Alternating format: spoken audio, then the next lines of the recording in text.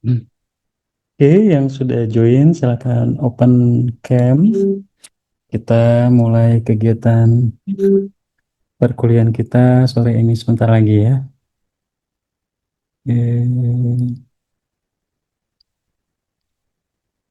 Senin.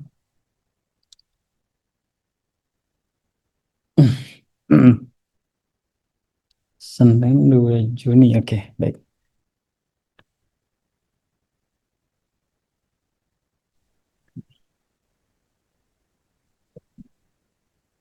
Oke, baik. Yang belum open cam, saya cek dulu. Arifin Ilham, terus apa lagi? Oke, tinggal Arifin Ilham ya. Rifkia Farhan Syar, silakan open cam Rifkia Farhan ya. Oke, baik. Assalamualaikum warahmatullahi wabarakatuh. Selamat sore, salam sejahtera untuk kita semua. Terima kasih rekan-rekan semua anggota kelas mata kuliah Cyber Security Management di pertemuan kita hari ini di tanggal 2 Juni 2025. Materinya sudah terlihat, Abian atau Diandro? Sudah kelihatan? Kelihatan, Pak. Kelihatan, Kelihatan, Pak. Pak. Baik, terima kasih. Alhamdulillah nggak kerasa hari ini pertemuan ke-14 mata kuliah Cyber Security Management rekan-rekan semua hari Senin 2 Juni 2025. Artinya kita tinggal satu pertemuan lagi sebelum kita masuk UAS. Jadi saya minggu depan pertemuan ke-15 dan saya langsung berikan soal UTS dan rekan-rekan nanti bisa langsung membuat untuk jawaban dari UAS. Nah, rekan-rekan semua, saya sebelum masuk ke presentasi anggota kelas, rekan kita, Dimas Raisan Dika dan Rezul Viu Frianda, kemarin di minggu lalu di pertemuan ke-14 saya memberikan assignment ke rekan-rekan semua karena di minggu lalu kita membahas terkait AI dan kejahatan di AI di dalam konteks cyber security. Nah, kemarin teman-teman saya berikan 4 soal ya terkait AI. Nah, harapannya hari ini rekan kita Dimas dan Rezial View bisa present. Satu orang bisa 5 sampai 7 menit. Jadi harapan saya jam 5 kurang 5 atau 5 kurang 10 bisa selesai untuk presentasi rekan kita ya. Kemudian untuk yang sudah mensubmit tugas di pertemuan tugas 14, itu saya cek ada 3 orang yang belum mensubmit, Hawa Rasya, Christian E. Simanulang, dan Dea Novitasari. Yang lainnya sudah mensubmit, terima kasih banyak untuk submit tugas tepat waktu. Kita tinggal 2 pertemuan lagi, satu pertemuan dan satu UAS, jadi harapannya semua anggota kelas bisa minggu depan tugasnya jangan lupa dibuat tugas ke-15 ya, jangan sampai kosong untuk penilaian tugasnya karena scoring untuk penilaian tugas ini 40 sampai 50%. Karena saya lebih seneng melihat proses daripada di akhir ya. Jadi biasanya saya lebih senang proses mahasiswa yang rajin, konsisten setiap minggu, hadir tepat waktu, on cam, kemudian juga membuat tugas setiap minggu. Itu saya lebih appreciate dibandingkan yang jarang masuk tiba-tiba misalnya nilai UASnya bagus tapi nggak pernah ngikutin membuat tugas. Nah itu biasanya saya penilaiannya nggak seperti itu. Saya lebih menghargai proses dibandingkan hasil. Baik, selanjutnya saya berikan waktu. Mau Dimas dulu atau Rezul, View yang sudah siap? Dimas sudah siap? Baik, Pak. Saya sudah siap, Pak. Oke, waktu saya berikan kepada Dimas, silakan ya.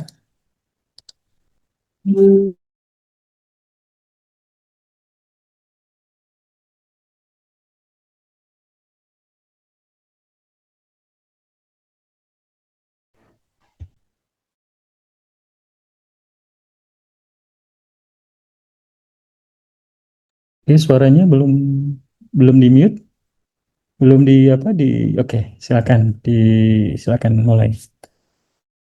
Baik. Assalamualaikum warahmatullahi wabarakatuh. Perkenalkan, saya Dimas Lesandika dengan NIM C1D1230023. Di sini saya akan menyampaikan sebuah materi mengenai peran dan tantangan tantangan penggunaan AI dalam cyber security. Sisi saya akan menganalisis penerapan AI mengenai sebuah malware dan pembelajaran explainable AI. Nah, peran AI dalam cyber security ini itu ada peran AI dalam kejahatan cyber security ini terkadang bisa menjadi pedang bermata dua untuk kita semua. Jadi di sisi penyerangan, AI bisa digunakan untuk menciptakan sebuah malware adaptif seperti phishing berbasis deepfake dan sebagainya. Tapi juga, walaupun AI ini bisa terkadang menjadi sisi penyerang, AI juga bisa digunakan menjadi sisi pertahanan, seperti kita bisa mendeteksi anomali secara real time karena AI bisa mempelajari pola trafik jaringan dengan mengenali aktivitas mencurigakan secara langsung. Dan juga AI bisa memprediksi serangan-serangan yang tidak bisa dikenali karena menggunakan data historis, AI bisa memprediksi serangan yang mungkin terjadi ke depannya. Dan juga AI juga bisa melacak mengenai threat hunting yang otomatis. AI bisa secara aktif memantau dan mencari potensi ancaman yang belum diketahui sebelumnya tanpa harus menunggu alarm atau indikator yang muncul. Contoh konkretnya itu, ya kalau seperti serangan kan, itu seperti biasanya deepfake yang digunakan untuk menyamarkan wajah untuk ya terkadang kasus-kasusnya itu seperti meminta transfer dana itu seperti jenis phishing dan untuk sebagai pertahanan AI bisa dipasangkan firewall modern untuk memfilter atau mengenali lalu lintas yang tidak normal yang bisa jadi tanda awal serangan. Nah, terus AI memiliki dua tantangan utama dalam penerapan AI. Pertama, data yang berkualitas rendah atau kurang. Kualitas dan kuantitas data yang buruk. Jadi terkadang AI butuh data yang banyak dan bersih untuk dia bisa mempelajari data tersebut agar dia bisa bekerja secara baik. Nah, kalau datanya sedikit dan tidak lengkap atau seperti kurang kurang lengkap datanya, maka sistem AI bisa salah mendeteksi dalam pembacaan datanya dan membuat sistem bergerak secara tidak akurat dan bisa menjadi pedang bermata dua untuk penggunanya. Nah, dan juga yang kedua adalah malware yang cepat beradaptasi. Peretas terus mengembangkan malware dengan teknik-teknik baru untuk bisa membobol pertahanan AI tersebut. Dan AI harus terus diupdate agar bisa mengenali varian malware baru. Karena kalau tidak, sistem jadi usang dan mudah disusupi. Nah, di sini saya akan membandingkan antara supervised learning dan juga unsupervised learning. Nah, dalam supervised learning, um, data yang digunakan adalah dalam supervised learning, data yang digunakan adalah data yang berlabel, yang sudah berlabel. Jadi misalnya dalam data email sudah ditandai mana email yang spam dan mana email yang bukan spam. Nah, dalam unsupervised learning itu mereka tidak menggunakan data yang berlabel. Jadi mereka bisa mencari pola sendiri dari data yang mentah. Nah, kalau di um, supervised learning, data tujuan yang sudah ditentukan sejak awal. Misalnya, mereka bisa mengklasifikasikan email dan memprediksi harga dan lain-lain. Nah, di dalam unsupervised learning, mereka fokus pada menemukan pola tersembunyi, seperti tanpa tahu dulu tujuannya. Contohnya seperti mengelompokkan pelanggan berdasarkan kebiasaan belanja. Nah, kemudian di supervised learning, mereka cocok untuk tugas klasifikasi seperti spam versus yang tidak spam, terus ataupun bisa regresi seperti prediksi harga murah. Lalu di unsupervised learning cocok tuh untuk mengclustering atau mengkelompokkan data untuk asosiasi menemukan hubungan antara variabel seperti produk yang sering dibeli bersamaan. Nah, terus saya akan menjelaskan mengenai pentingnya XAI dalam keamanan cyber. XAI atau Explainable AI adalah pendekatan dalam pengembangan AI yang yang menekankan pada transparansi dan keterbukaan alasan sistem AI dalam mengambil keputusan tertentu. Nah, kenapa penting? Ini bisa berguna dalam audit dan investigasi. Dalam keamanan cyber, kita butuh tahu kenapa suatu aktivitas dianggap berbahaya. XAI bisa membantu tim keamanan melacak logika dan proses deteksinya. Kemudian juga XAI ini bisa menghasilkan respons cepat seperti kalau AI bisa menjelaskan kenapa sebuah IP dianggap berbahaya, maka tim bisa langsung mengambil keputusan lebih cepat tanpa harus menebak-nebak. Kemudian kepatuhan regulasi. Di beberapa negara seperti Uni Eropa ataupun GDPR, misalnya, nah sistem AI harus bisa menjelaskan keputusan yang mempengaruhi manusia. Tanpa XAI, AI dianggap terlalu gelap dan berisiko. Contoh nyatanya, misal ada sistem deteksi intrusi atau IDS yang menandai suatu aktivitas sebagai serangan, XAI bisa membantu menjelaskan bahwa aktivitas itu mencurigakan karena melibatkan transfer data besar ke IP asing di luar jam kerja misalnya. Baik, itulah presentasi yang saya jabarkan tadi. Mungkin quotes dari saya adalah gunakanlah teknologi sebaik mungkin, tapi jangan pernah kehilangan kemanusiaanmu. Kita diciptakan untuk menaklukkan bintang. Baik, terima kasih. Itulah quotes dari saya hari ini. Oke, bagus ya. Baiklah. Eh, Quote yang dari Dimas bahwa namanya teknologi itu memang ada dua sisi ya, seperti dua apa sebelah mata pisau ya.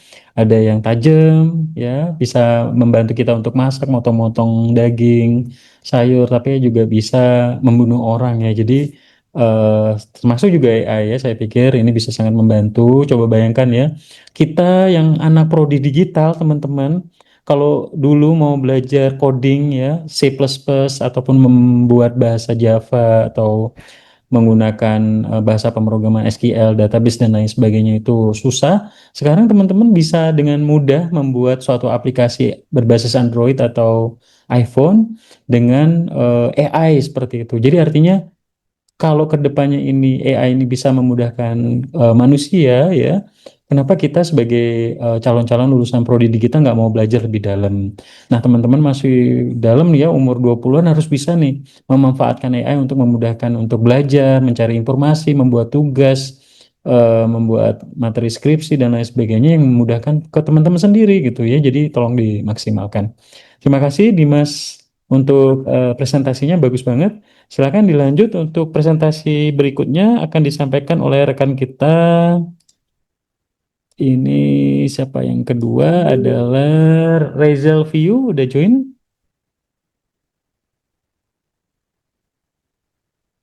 View, halo, ada sudah join tidak? Iya, sudah, Pak. Oke, silakan. Sebentar, Pak. Boleh presentasi.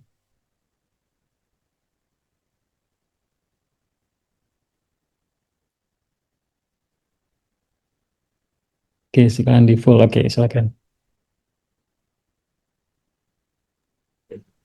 Assalamualaikum warahmatullahi wabarakatuh. Selamat sore, teman-teman semuanya.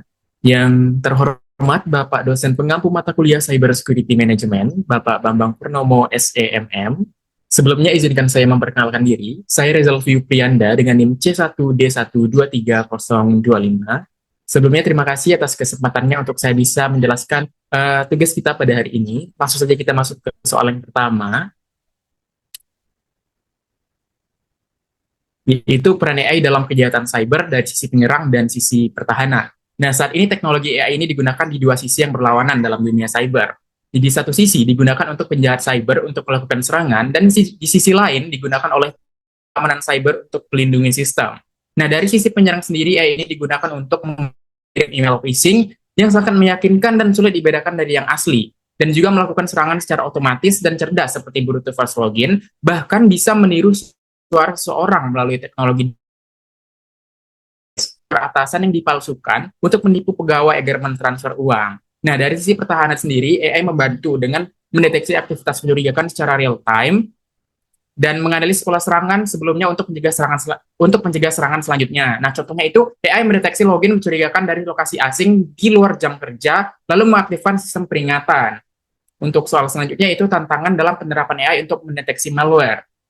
Nah, walaupun AI ini punya kemampuan luar biasa untuk dalam mendeteksi malware, penerapannya juga menghadapi dua tantangan besar. Yang pertama yaitu data berkualitas dan representatif. AI ini butuh banyak data untuk belajar membedakan mana file yang aman dan mana file yang berbahaya. Namun sayangnya, data malware ini seringkali tidak lengkap, cepat berubah, dan sulit diperoleh secara legal. Nah, solusinya itu berkolaborasi antar organisasi keamanan cyber untuk berbagi dataset dan juga gunakan teknik seperti data augmentation atau generative model untuk menambah variasi data. Selanjutnya yaitu tantangan kedua ada evasion attack terhadap model AI, di mana penjahat cyber ini bisa memodifikasi malware agar terlihat normal dan tidak terdeteksi oleh AI. Ini disebut dengan adversarial example, yaitu serangan yang sengaja didesain untuk menipu AI. Solusinya yaitu gunakan adversarial training untuk melatih agar AI ini lebih tahan terhadap manipulasi dan gabungkan AI dengan sistem keamanan tradisional seperti firewall berbasis aturan manual. Untuk soal selanjutnya yaitu supervised dan unsupervised learning dalam mendeteksi anomali.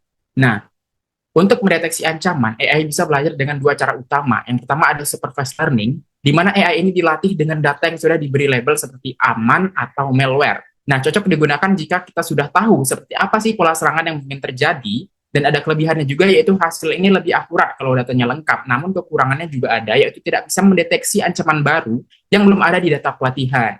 Dan selanjutnya itu unsupervised learning, di mana AI ini belajar dari data tanpa label dan fokus mencari pola yang berbeda atau mencurigakan, dan cocok untuk mendeteksi serangan baru atau anomali yang belum dikenal sebelumnya. Dan kelebihannya ini yaitu bisa mengenali pola-pola yang aneh dan tidak biasa, namun ada juga kekurangannya, yaitu lebih sering menghasilkan false positif atau salah deteksi. Nah, jadi kesimpulannya ini kita bisa gunakan supervised jika datanya sudah ada dan jelas, dan kita bisa gunakan unsupervised untuk sistem yang butuh deteksi awal terhadap ancaman baru atau zero day attack. Soal selanjutnya itu explainable AI atau XAI dalam keamanan cyber. Nah, saat ini AI digunakan dalam keamanan. Penting sekali agar kita bisa memahami keputusan yang dibuat oleh AI. Ini peran dari explainable AI. Nah, apa sih XAI itu? Jadi XAI ini adalah jenis AI yang bisa menjelaskan kenapa dia mengambil keputusan tertentu.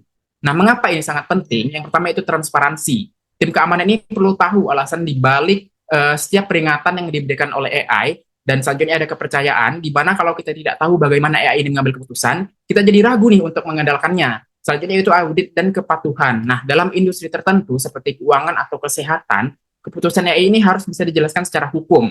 Contoh sederhananya ini seperti jika AI mendeteksi aktivitas mencurigakan, sistem XAI ini bisa menjelaskan bahwa itu karena ada login dari lokasi yang tidak biasa dan menggunakan port yang jarang dipakai. Nah, dari materi yang sudah disampaikan tadi, dapat kita simpulkan bahwa yang pertama, AI ini punya dua sisi. Yang pertama bisa digunakan untuk menyerang ataupun bertahan, dan penyerang ini memakai AI untuk membuat serangan lebih canggih seperti deepfake atau vision otomatis, dan dari tim keamanan sendiri itu memakai AI untuk mendeteksi serangan lebih cepat dan akurat. Selanjutnya itu tantangan besar dalam penerapan AI. Yang pertama itu ketersediaan dan kualitas data yang masih terbatas, dan AI ini bisa ditipu lewat teknik evasion attack. Nah, selanjutnya itu jenis pembelajaran AI ini juga penting. Yang pertama ada supervised learning, yaitu cocok untuk mendeteksi serangan yang sudah diketahui, dan ada unsupervised learning, yaitu cocok untuk mengenali pola-pola baru yang mencurigakan. Dan explainable AI atau XAI ini sangat dibutuhkan agar keputusan AI ini bisa dimengerti dan dipercaya oleh manusia serta memenuhi standar hukum. Nah, jadi AI ini adalah alat yang sangat kuat dalam keamanan cyber, tapi penggunaannya harus hati-hati, transparan, dan terus dikembangkan agar tetap efektif dan menghadapi serangan-serangan cyber yang semakin canggih. Mungkin itu saja yang dapat saya sampaikan. Mohon maaf atas kurang dan lebihnya. Saya ucapkan terima kasih. Saya akhiri dengan wassalamualaikum warahmatullahi wabarakatuh. Saya kembalikan ke Pak Bambang. Terima kasih. Waalaikumsalam, terima kasih rekan kita yang present tadi, suaranya kayak penyiar ya, bagus, clear, jelas, tegas. Nah ini teman-teman udah terbiasa untuk presentasi, membuat materi, kemudian juga materi PowerPoint-nya juga sudah menggunakan template kekinian ya, menggunakan Canva dan lain sebagainya, sehingga terlihat menarik, dan cara penyampaian teman-teman juga sudah mulai improve terus. Nah, saya harapkan dengan konsistensi teman-teman yang mungkin teman-teman awalnya mungkin ini ya akan sulit pas kemarin ngikutin tugasnya setiap minggu. Nah, alhamdulillah sudah banyak perubahan yang saya perhatikan dari penyampaian, kemudian video tugas mingguan yang teman-teman buat itu juga melatih kemampuan kita. Ingat ya, kayak apa, kayak si ninja atau apa ya, eh, orang yang memiliki ilmu sakti itu karena mereka melatih kemampuannya ribuan kali. Katakanlah misalnya Michael Jordan, dia bisa menembak dengan jitu dan tepat, itu dia melatih syuting bola basket itu sampai 10.000 kali latihan gitu ya. Nah, artinya kalau misalnya teman-teman bisa melatih kemampuannya, even we are not from IT, tetapi teman-teman bisa mau belajar dan suka berhubungan dengan internet, dengan teknologi, karena teman-teman dari prodi digital, nah ini bisa banyak hal yang bisa dipelajari. Jadi kayak saya punya teman, dia bekerja di Garuda, kemudian dia lulusan teknik ya. Nah, dia belajar coding, belajar membuat aplikasi, dan dia sekarang jago. Dia punya bisnis yang menjalankan bisnis membuat aplikasi dan layanan ke klien-klien UMKM, perusahaan dan lain sebagainya. Nah, ini bisa jadi contoh buat kita bahwa walaupun kita bukan jurusan IT, tapi kita bisa juga belajar, apalagi kita sudah setiap hari berhubungan dengan internet, berhubungan dengan digital, berhubungan dengan AI, belajar digital marketing, ya, dan lain sebagainya, yang harapannya teman-teman bisa meningkatkan skills. Nah, sebelum masuk, saya ada video yang bagus yang mungkin bisa jadi referensi buat kita. Kenapa kita harus membuka mindset kita untuk bisa menambah knowledge dan skill untuk bisa bersaing di era kompetisi yang makin ketat saat ini. Kita coba lihat ya. Nah, di hari ini kita akan melanjutkan pertemuan kita ke pertemuan ke-15 yang mengenai analisis manajemen risiko dan sebentar, analisis manajemen risiko saya coba perbaikin juga biar nggak salah. Oke, pertemuan ke-14 benar. Pertemuan ke-14 mengenai analisis manajemen risiko dalam preventif kejahatan cyber ya. Jadi mencegah untuk kejahatan cyber dengan menganalisis manajemen risiko. Nah, sebelum masuk saya coba memberikan sharing insight. Ada video yang bagus dari Kavina. Jurusan kuliah yang bakal banyak dicari buat ngisi 6 kerjaan yang dibutuhin di masa depan. Nomor 6, jurusan Sistem Informasi, Ilmu Komputer, dan Teknologi Komputer. Lulusan dari sini banyak dibutuhin buat jadi software and application developers. Nomor 5, Administrasi Bisnis dan jurusan Administrasi Niaga. Lulusan dari sini diperluin buat ngisi posisi Business Services and Administration Specialist. Nomor 4, jurusan Psikologi, Manajemen, dan Teknik Industri. Jurusan ini bisa ngisi posisi Manajemen and Organization Analyst yang akan banyak dibutuhin. Nomor 3, jurusan Rumput Ilmu Teknik, Bisnis, Ekonomi, Komunikasi, dan Akuntansi. Pekerjaan Business Development adalah salah satu pekerjaan yang akan banyak dicari. Jurusan-jurusan tadi berpeluang untuk masuk ke sana. Nomor 2, jurusan Bisnis Digital, Komunikasi, dan Teknologi Informasi. Lulusan dari sini diperluin buat ngisi posisi Digital Marketing and Strategy Specialist. Dan nomor 1 pekerjaan yang bakal banyak dicari adalah pekerjaan Data Scientist dan Data Analyst. Lulusan dari Teknik Informatika, Matematika, dan Statistika, lulusannya bakal banyak dibutuhin untuk ngisi posisi di sini. Oke. Nah, ini udah dijelaskan sama Mbak Vina ya. Mbak Vina ini kerja di BUMN, jadi di bagian HR atau Human Resource Management. Nah, ini valid ya, jadi bahwa di era industri saat ini, itu memang banyak pekerjaan yang dibutuhkan yang berhubungan dengan IT. Teman-teman ya, karena tadi lihat ya, nomor 2 itu adalah lulusan dari bisnis digital. Salah satunya teman-teman ya. Teman-teman sudah on the track belajar di prodi digital yang tentunya harapannya bisa sangat membantu buat karir ke depannya ya. Jadi ada spesialis big data, berarti kita harus bisa mengolah dan membaca data, melakukan query database, berarti kita harus menggunakan bahasa SQL ya, dan lain sebagainya. Nggak, kalau cuma menggunakan Excel, Excel itu terbatas di 1 juta row. Tapi kalau misalnya menggunakan next level penggunaan database ya, ada Microsoft Access, di atasnya ada SQL database dan lain sebagainya ya, itu bisa digunakan untuk menggunakan pengolahan big data ya, Microsoft Power BI dan lain sebagainya. Kemudian ada insinyur vintage, kemudian spesialis AI, machine learning, kemudian pengembang perangkat lunak ya, tadi yang kita bisa belajar membuat aplikasi, di mana aplikasinya itu kita bisa belajar juga dari AI gitu ya. Jadi kita bisa membantu membuat aplikasi sederhana, misalnya membuat aplikasi kasir atau misalnya aplikasi reporting, membuat tugas-tugas sederhana yang mungkin teman-teman bisa coba-coba ya, siapa tahu teman-teman bisa mendalami, cari sesuatu yang teman-teman sukai ya. Jadi kalau ketika teman-teman suka, wah Pak saya sukanya desain Pak, saya sukanya editing video karena saya pengen buat konten kreator, jadi saya jadi pengen konten kreator di TikTok ataupun di YouTube misalnya. Nah, teman-teman bisa dalemin menggunakan aplikasi-aplikasi yang canggih, belajar dari yang kecil-kecil dulu. Kalau dilatih setiap hari buka aplikasinya, saya yakin dalam waktu 1 tahun, teman-teman yakin akan bisa menggunakan dengan baik. Kemudian masalah keamanan cyber, spesialisasi manajemen data, kendaraan otonom, UI UX, Ini berhubungan dengan programming juga ya, membuat aplikasi, kemudian pengemudi layanan pengiriman, spesialisasi Internet of Things. Jadi banyak sekali yang mungkin teman-teman bisa dalami, teman-teman sudah on the track. Saya berharap dengan teman-teman mengikuti kelas saya, teman-teman bisa bisa membuka cakrawalanya. Kayaknya benar nih, saya harus nyiapin. Target saya lulus sekitar misalnya 3,5 tahun atau 4 tahun. Sebelum saya lulus, saya pengen ikut sertifikasi digital marketing, saya ikut belajar bahasa pemrograman, membuat aplikasi, saya pengen membuat desain ya, nggak hanya menggunakan desain yang di Canva, tapi saya bisa jago menggunakan Final Cut Pro, Adobe Premiere, saya bisa menggunakan Adobe Photoshop, Corel Draw ya, dan lain sebagainya.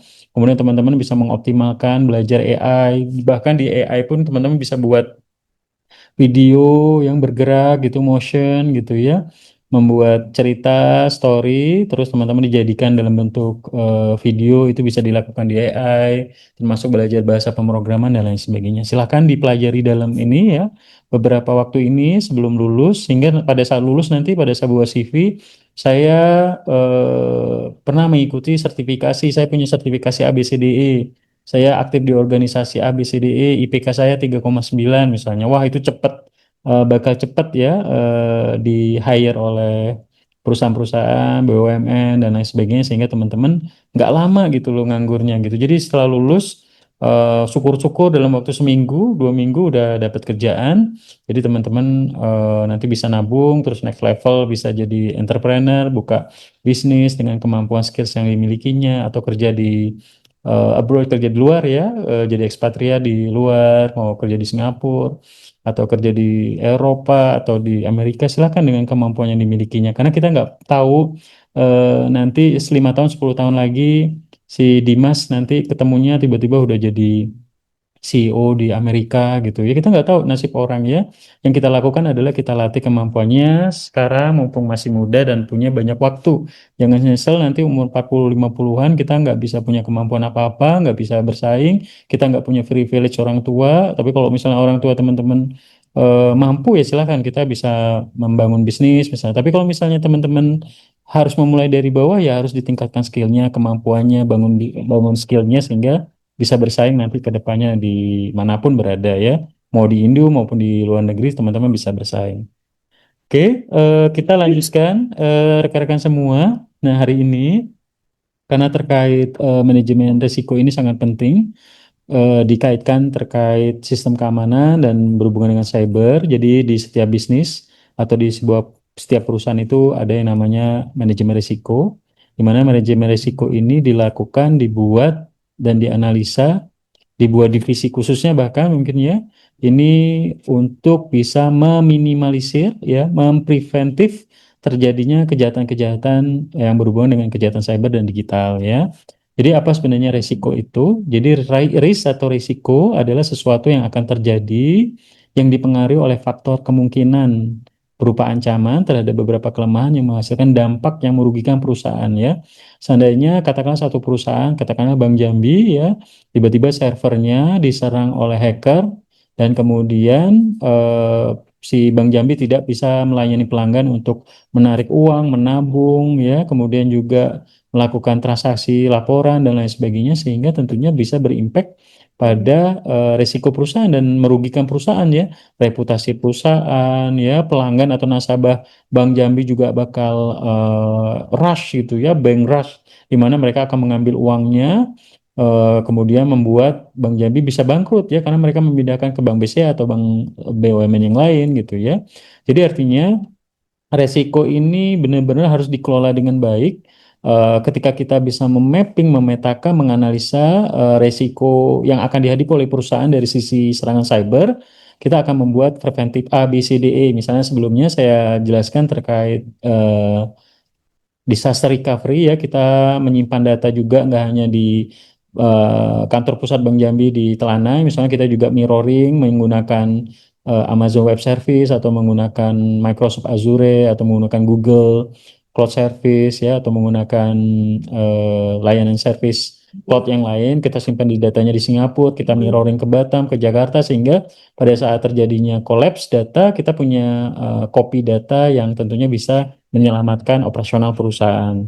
Kemudian network security ya, di dalam sistem keamanan itu semua tindakan yang dilakukan maupun aset yang digunakan untuk menjamin keamanan perusahaan. Jadi bagaimana perusahaan itu menyiapkan tim, menyiapkan people, menyiapkan resources untuk bisa melakukan tindakan-tindakan dalam melakukan pencegahan agar bisa menjamin keamanan perusahaan. Keamanan itu bukan dalam tanda fisik, kebakaran ataupun serangan orang-orang jahat ataupun sabotase dan lain sebagainya, namun juga yang tidak fisik seperti serangan cyber, phishing, serangan server, kemudian juga cracker ya, kemudian ransomware ya. Mungkin beberapa tahun silam Bank Syariah Indonesia misalnya diserang ransomware ya, dan mereka meminta untuk tuntutan untuk berapa ratus miliar gitu ya untuk bisa mengembalikan datanya. Dan ini bisa menjadi hal yang luar biasa kalau ketika kita membuat manajemen risiko yang bagus, plan A, plan B, plan C, membuat firewall yang bagus, membuat sistem yang bagus, memiliki tim IT yang bagus, tentunya bisa menjaga tidak terjadinya hal-hal yang tidak diinginkan dan bisa berdampak pada kerugian bagi perusahaan. Kemudian, manajemen risiko ini adalah suatu pendekatan terstruktur dalam pengelolaan ketidakpastian yang berkaitan dengan ancaman suatu rangkaian aktivitas manusia termasuk penilaian risiko. Pengembangan strategi untuk mengelola dan mitigasi risiko dengan menggunakan pemberdayaan pengelolaan sumber daya. Artinya di perusahaan tersebut pasti punya yang namanya sumber daya, baik itu sumber daya dalam bentuk aset, dalam bentuk uang, dalam bentuk capital, dalam bentuk building, dalam bentuk vehicle atau kendaraan, di mana manajemen risiko ini bisa kita optimalkan dari sumber daya yang ada, mulai dari people, tim IT misalnya, kemudian sumber daya misalnya perusahaan memiliki server, memiliki antivirus, memiliki sistem yang kuat ya, kemudian dan lain sebagainya. Kemudian juga menggunakan layanan data disaster recovery dengan menyewa dari perusahaan-perusahaan penyedia gitu ya.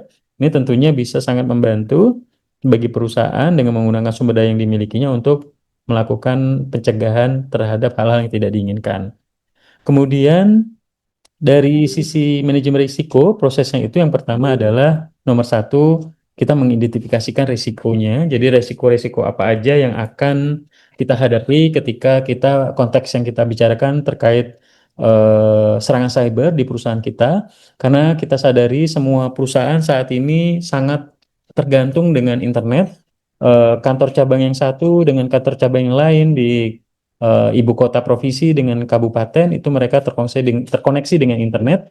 Misalnya ya Telkomsel, misalnya antara cabang yang satu dengan cabang yang pusat, itu mereka terkoneksi dengan internet. Kita bisa melayani pelanggan dengan adanya konektivitas internet.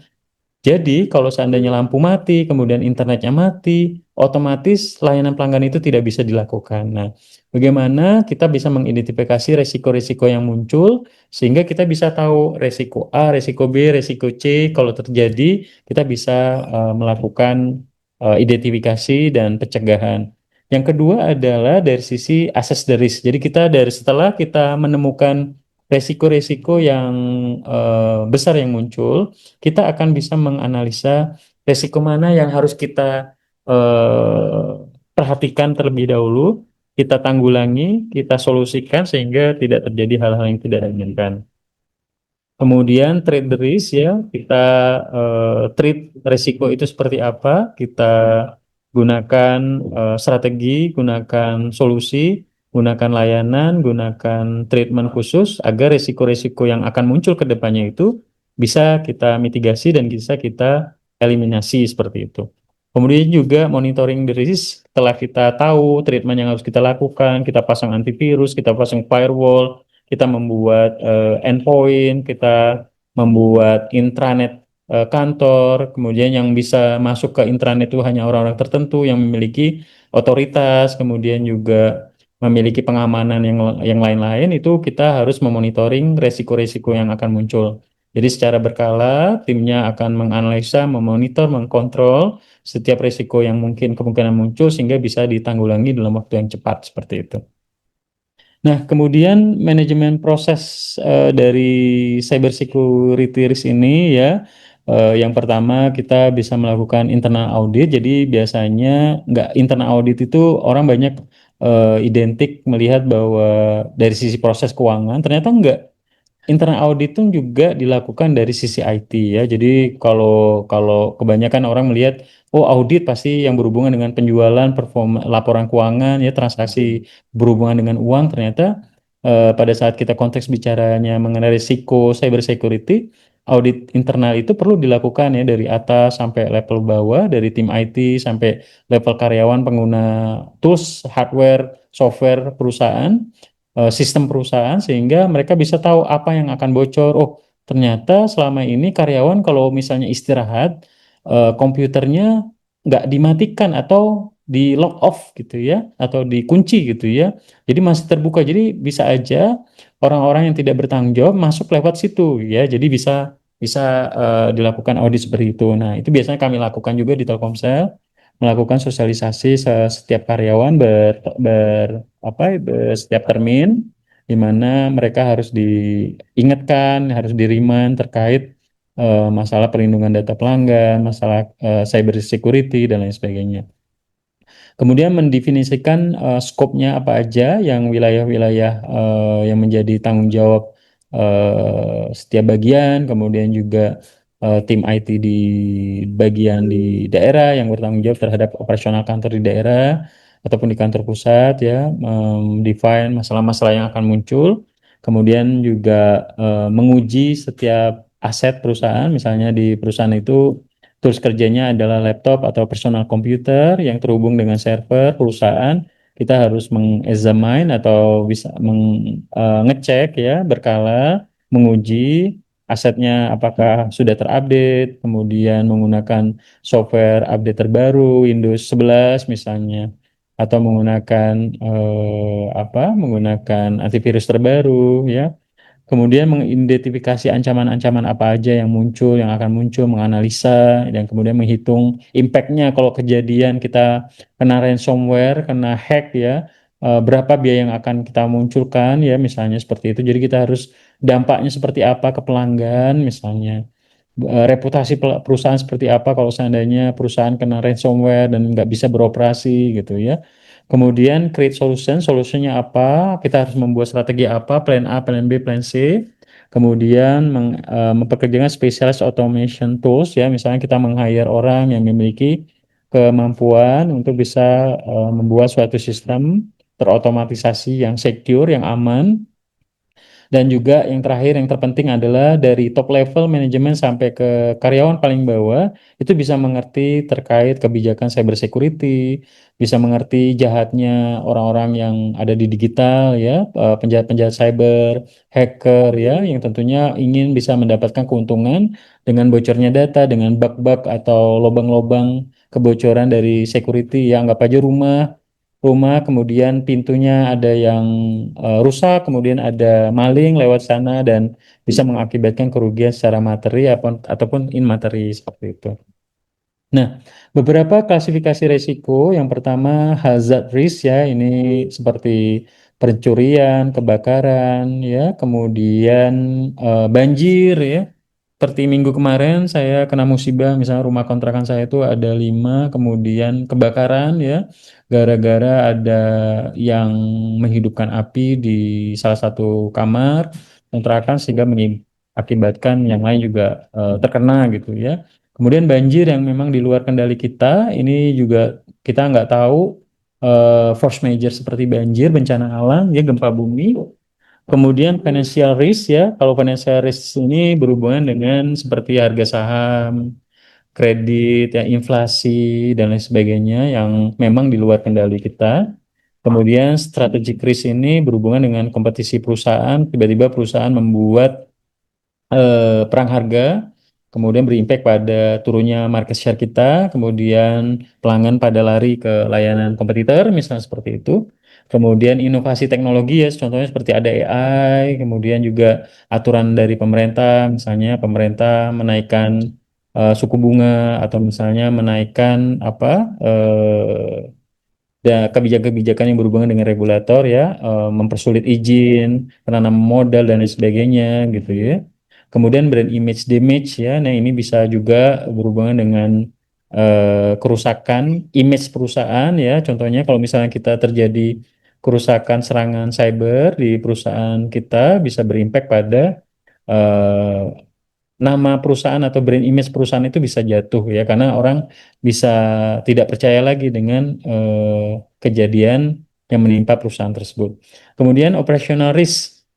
Nah, operational risk ini berhubungan dengan kemampuan IT dari SDM yang dimiliki, business operation, security threat, proses, dan lain sebagainya. Jadi bagaimana kita bisa melihat dari sisi operasional risiko itu bisa terlihat apakah sistem yang sudah kita buat itu aman, bisa diakses, namun tetap bertanggung jawab orang-orang tertentu aja yang bisa menggunakan, atau bisa digunakan oleh semua orang yang ada di perusahaan sehingga bisa aja dijebol ya seperti itu. Jadi memang benar-benar harus sangat hati-hati terkait risiko operasional, risiko strategik, risiko finansial, dan risiko kayak seperti force major, kebakaran, banjir, pencurian ya seperti itu, bencana alam.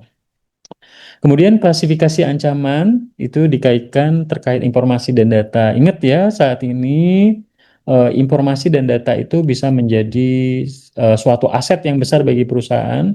Jadi perusahaan-perusahaan dulu kalau perusahaan raksasa itu adalah perusahaan yang berhubungan dengan sumber daya alam seperti minyak, dulu Chevron, Total gitu ya. Pertamina, Petronas, ya, British Petroleum, BP.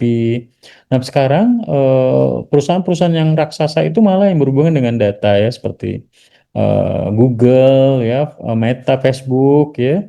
Kemudian juga kalau di Indonesia misalnya Gojek, Grab gitu ya, Shopee ya, mereka memiliki database yang besar yang tentunya bisa memiliki value yang besar nilainya.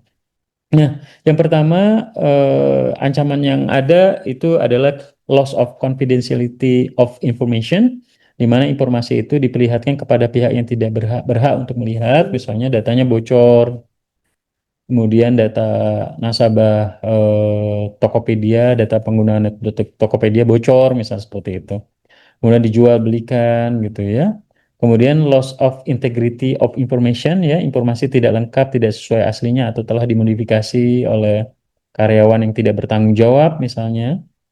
Kemudian yang ketiga, loss of availability of information ya, informasinya tidak tersedia saat dibutuhkan. Tiba-tiba datanya hilang, kena ransomware misalnya seperti itu. Kemudian yang keempat, loss of authentication of information ya, informasi tidak benar atau tidak sesuai dengan fakta. Jadi datanya ngawur, datanya salah misalnya seperti itu. Nah, ingat bahwa resiko itu pasti di dalam setiap hidup kita ya. Kita mau beli makan di depan kosan juga ada risiko kena tabrak motor misalnya ya. Kemudian kita makan nasi Padang tiba-tiba sakit perut gitu ya, itu bisa ada kemungkinan ya. Jadi analisis resiko ini prinsipnya adalah lebih baik mencegah ya daripada memperbaiki, karena kalau kita memperbaiki itu cost-nya akan lebih besar dibanding kita mencegah. Jadi makanya perusahaan dalam menjalankan operasional bisnisnya ketika sudah mulai besar, bertumbuh dan menggunakan sistem, aplikasi, internet ya, software, membuat laporan, transaksi dan lain sebagainya, mereka benar-benar harus mulai aware terkait resiko-resiko kejahatan cyber yang akan muncul. Jadi bagaimana kita bisa membuat plan A, plan B, plan C, bisa membuat pencegahan antivirus, software, sistem security yang kuat, sehingga orang-orang yang tidak bertanggung jawab tidak akan bisa diperkenankan masuk seperti itu. Nah, kenapa perlunya analisis risiko dalam dunia cyber ini? Yang pertama, memberikan gambaran biaya perlindungan keamanan. Ya, kita tentunya tadi kita bisa mencegah terjadinya kerugian yang lebih besar. Jadi kita harus bisa melindungi data perusahaan, sistem perusahaan dengan membuat teknologi firewall yang canggih, antivirus yang canggih, memiliki tim cyber security yang bagus, menggunakan layanan data center yang bagus, misalnya seperti itu.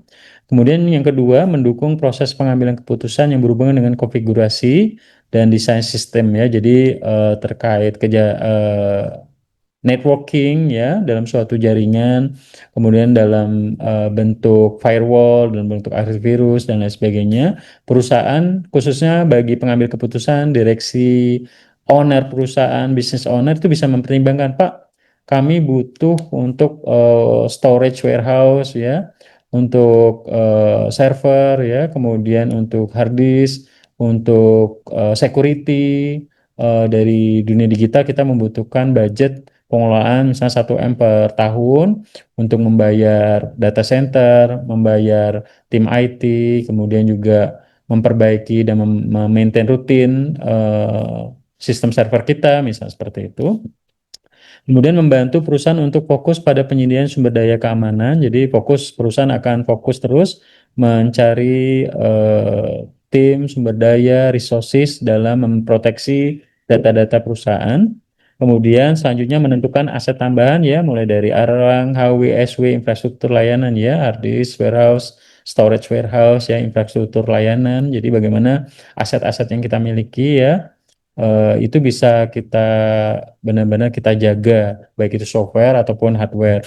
Kemudian memperbaiki aset mana yang rawan terhadap ancaman, misalnya internet ya, karena di situ banyak orang mengakses layanan, kemudian mengakses aplikasi, namun nggak menggunakan ini ya layanan intranet ya.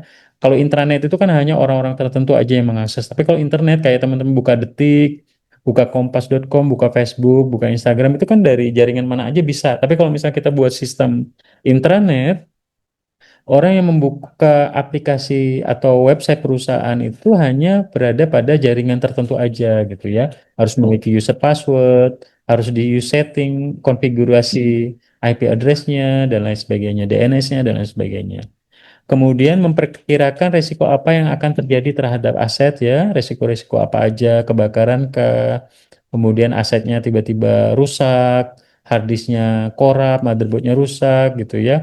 Harus bagaimana kita bisa menjaga ya seperti contohnya kita buat tugas skripsi, tiba-tiba laptopnya hilang, tiba-tiba laptopnya kebakar, tiba-tiba motherboardnya mati, tapi kita aman. Wah, aman kok, orang datanya kesimpan di OneDrive, di Google Drive, simpan di iCloud. Jadi misalnya laptopnya hilang pun juga aman, datanya tetap bisa tersimpan. Karena somehow teman-teman, data itu lebih penting dan lebih mahal nilainya dibandingkan nilai laptop gitu ya, atau nilai server, nilai komputer gitu. Jadi bagaimana kita bisa melindungi data yang mahal itu gitu, apalagi berhubungan dengan database pelanggan.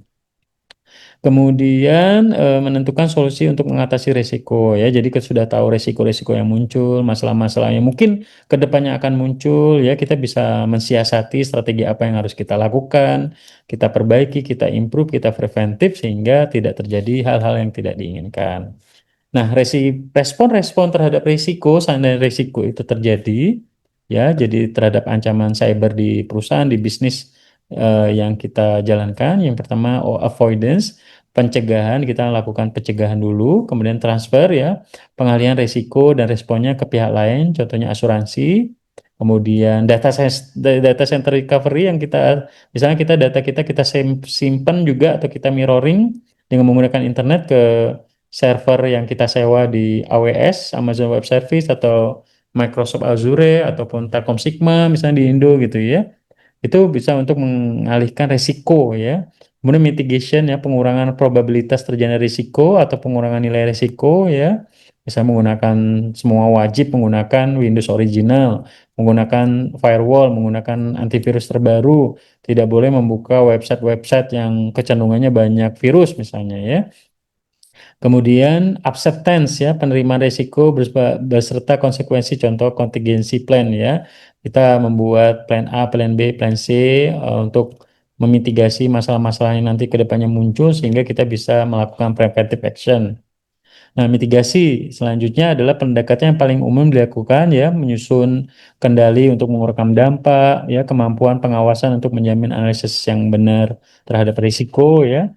The most important element of any risk management effort is managing risk to an acceptable level ya. Jadi bagaimana resiko-risiko yang ada itu kita bisa manage sampai ke titik paling rendah sehingga kita bisa atasi kalau seandainya masalah itu muncul gitu ya. Oh, laptopnya hancur, laptopnya kebakar, laptopnya hilang, aman.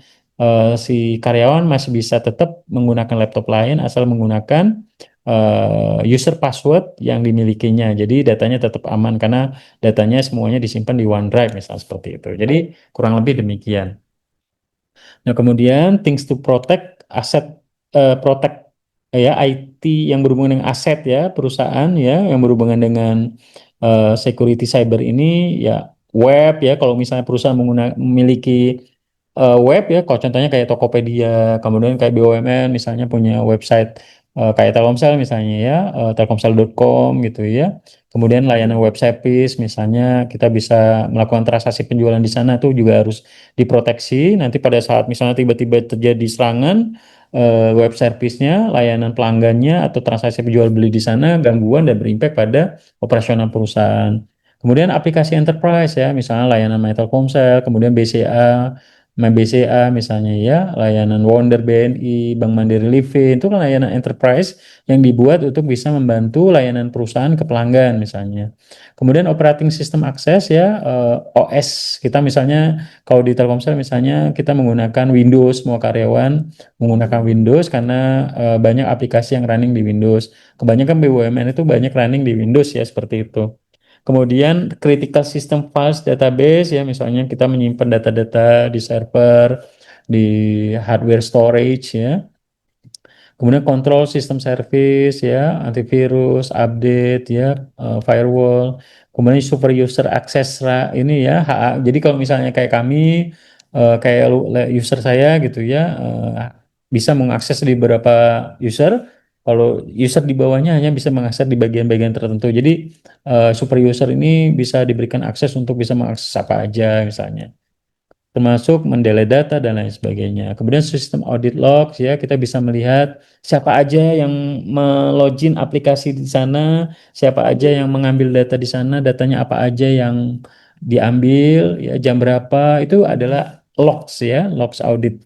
Kemudian Orphan user account ya, mainframe resource, jadi banyak hal yang kita juga cek, akses-akses user-user karyawan, yang karyawan yang sudah berhenti dan tidak bekerja lagi kita hapus akunnya ya.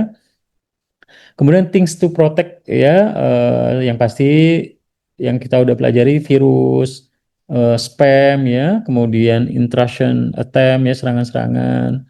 Kemudian spyware ya, denial of service attack ya, DOS ya, menyerang operating system, keyloggers ya, others malware, system vulnerability. Kemudian yang pasti dengan adanya kontrol security yang baik ya, yang kuat itu bisa mengcomply dengan aturan-aturan yang ada. Kita bisa memiliki sertifikasi ISO cyber security ya, perusahaan bisa menjalankan dengan baik sehingga operasional perusahaan tetap aman gitu ya, seperti itu. Oke, rekan-rekan semua, mungkin ini untuk materi hari ini udah jam 4:30 sore. Jadi minggu depan, teman-teman, minggu depan kayaknya saya mau keluar kota, tapi saya usahakan bisa hadir dan bisa memberikan materi. Untuk minggu depan itu, teman-teman, saya akan berikan beberapa pertanyaan untuk di tugas ke-14. Nah, teman-teman, nanti yang bertugas untuk presentasi minggu depan ada rekan kita Afni Riris Kota Oktalia Silalahi dan Ahmad Fajri Pramana Putra ya. Tugasnya seperti biasa karena kita kuliah di hari Senin, means tugasnya itu kita paling lama di saat ini di hari Minggu ya di tanggal 8 Juni jam 5 sore. Buat yang bertugas Afni dan Ahmad Fajri silakan disiapkan untuk presentasi di minggu depan. Nah, jawab beberapa pertanyaan terkait definisi dan pentingnya manajemen risiko cyber. Kemudian yang kedua, tahapan proses manajemen risiko cyber. Yang ketiga, identifikasi aset, ancaman, dan kerentanan. Dan yang keempat, strategi penanganan risiko ya. Silakan dijawab. Nanti materinya saya akan share di akhir setelah kegiatan perkuliahan berlangsung ya. Jadi nanti bisa teman-teman cari informasi dari literasi dari Google, dari AI, dari mana aja, dari buku yang bisa teman-teman tampilkan dan jawab, sehingga bisa menjawab pertanyaan yang tadi saya jelaskan untuk bisa mendalami materi hari ini terkait manajemen risiko dalam kejahatan cyber ya, seperti itu. Oke, kemudian selanjutnya saya izin untuk bisa absen hari ini. Saya coba buka dulu. Oke, untuk hari ini kita absen dulu. Oke, oke, kemudian oke, absen ya untuk pertemuan ke-14. Oke, untuk hari ini nanti videonya juga akan saya share, saya edit dulu, mungkin besok pagi. Materinya sore ini nanti setelah hari ini saya ajar, nanti langsung saya share. Oke, yang pertama untuk pertemuan ke-14 tanggal 2 Juni 2025 untuk absensi, Alessandro Moreno ada, Hadir, Pak. Siti Sarah, Hadir, Pak. Gisha Mutiara, Hadir, Pak. Hawa, apa, Hadir, Pak. oke, Nisha, Hadir, Pak Hawa. Bisa hadir, Pak. Rahma, Hadir, Pak. ya, Nyimas, Hadir, Pak. Fahri Abdullah, Hadir, Pak. Albian Aulia Hanif, Hadir, Pak. Dava Rizka. Hadir, Pak. Dava, kalau biasanya saya setiap hari Jumat atau itu biasanya saya udah kirimin info perkuliahan, jadi dicek langsung di ini ya perkuliahan. Jadi di kalau misalnya Minggu sore atau Minggu malam itu saya belum kirim di grup, baru di remind ya. Saya biasanya sebelum hari Jumat itu saya udah remind untuk perkuliahan hari Senin. Tapi kayak Senin Senin depan kayaknya karena nggak tahu ya libur ini ya libur cuti bersama Idul Adha ya. Jadi kayaknya belum tahu kegiatan perkuliahan berlangsung atau tidak. Cuma saya harap berlangsung biar cepat selesai dan tanggung jawab saya biar bisa menuntaskan sampai pertemuan di pertemuan 16 UAS. Dimas, Baik, Pak. Hadir, Pak. Rezel View, Hadir, Pak. kemudian Afni, Hadir, Pak. kemudian Ahmad Fajri, Hadir, Pak. Aziba, Hadir, Pak. Haikal, Hadir, Pak. Muhammad Arifin Ilham, Alpa ya, kemudian Fazal Alzaki, Alpa ya, kemudian Rizky Patrio, Hadir, Hadir, Pak. siapa yang hadir? Muhammad Arifin Fazal, Pak. Arifin Ilham ada? Nggak ada ya? Fazal. Fazal ada, oke. Fazal, thank you. Rizky Patrio, Rizky hadir, Pak. Muhammad Hadir, Pak. Fatur, Muhammad Fatur, Fatur hadir, Pak. Christine Simanulang, apa ya? Fahri Arkan, Hadir, Pak. Indah, Indah hadir, Pak. Anjas, Profit, Hadir, Pak. Diandro, Hadir, Pak. Eko Saputra, Hadir, Pak. Dea Novitasari, Hadir, Pak. Muhammad Cahyo, Hadir, Pak. Muhammad Fernandi, Hadir, Pak. Solehin, Hadir, Bapak. Rifkia, Hadir, Pak. Murni, Hadir, Pak. Marshanda, apa ya? Hadir, Pak. Oh, hadir. Hadir, Pak. Marimbi, Alpa, Dela. Hadir, Pak. Oke. Baik, saya pikir cukup. Rekan-rekan semua, terima kasih banyak untuk perkuliahan sore hari ini. Sehat-sehat terus. Tinggal 2 pertemuan lagi ya. Semoga saya bisa menuntaskan dengan baik.